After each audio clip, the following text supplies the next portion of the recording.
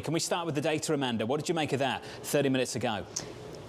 Yeah. Good morning, Jonathan. Thank you for having me. I think it kind of reinforces this resilient economic backdrop that we've been seeing for quite some time. And I think the major read-through for corporate credit investors is what does this mean for Fed policy and how long we stay in this restrictive territory? And so it's really less about what is the ultimate terminal rate, but more about does this resilient economic backdrop leave the Fed in a position where the bar for rate cuts is very high and they hold at this restrictive, tight monetary policy environment for a while. And that certainly has implications for the higher cost of capital environment that we've been expecting in the corporate credit market for some time. Let's build on this then, Amanda. Is good data bad news for credit based on what you said?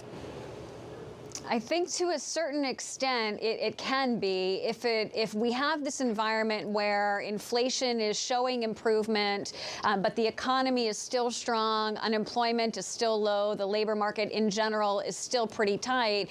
I think it removes a sense of urgency for the Fed to normalize policy quickly, and that certainly will have implications for corporate credit. I mean, we're already seeing it now. I would point to the Moody's default data that we received overnight. We're seeing an ongoing dislocation between the leveraged loan default rate and the high yield bond default rate, meaning the leveraged loan default rate is outpacing and continues to outpace the high yield bond default rate. And it feeds into exactly what we've been discussing, which is this higher cost of capital environment. The only distinction really between the leveraged loan universe and the high yield bond universe as it relates to that point is that those higher costs of debt are flowing through immediately for loan borrowers, but it's taking some time for the high yield bond universe for that to flow through. So to your question, if we stay in this higher cost of capital environment over time and we move closer to those maturity walls, that will eventually flow through. One of the questions we get asked a lot is,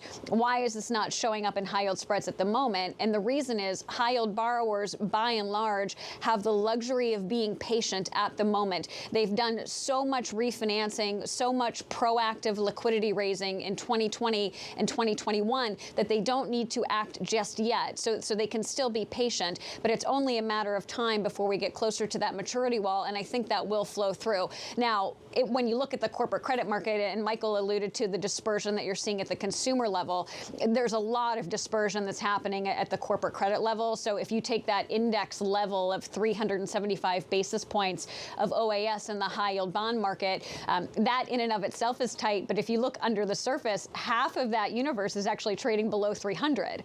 So there's significant dispersion between the haves and the have-nots, and that's true within high yield, between high yield and loans. Certainly, as you get up into the investment grade landscape, it's a bit more resilient. But it's going to be a name of dispersion, I think, as we move through the next 12 to 18 months, and I think that will be key for corporate credit investors.